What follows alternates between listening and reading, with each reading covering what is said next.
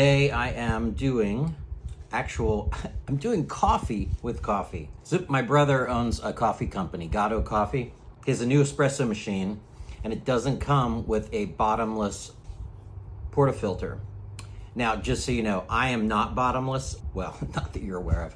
Anyway, this is a portafilter, and this is where the coffee comes out.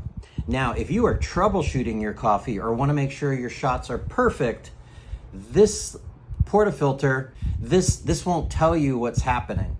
And the only way to do that is if you can see the bottom and see the extraction. He's asked me modify this to create, what do you call it? Bottomless portafilter. We're going to remove the handle. I've done some measurements and I've worked a little bit on the drawing here. He told me many times, really expensive, don't fuck this up. Whatever.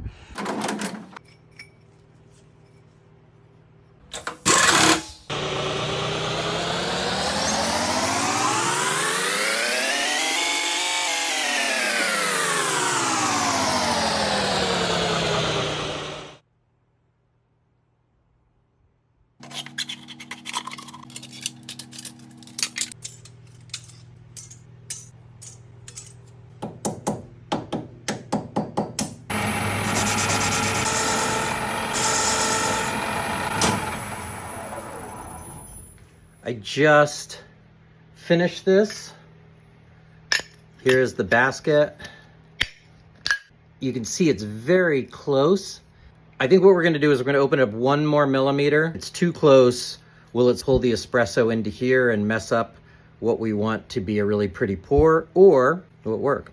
I don't know. It's not my espresso machine.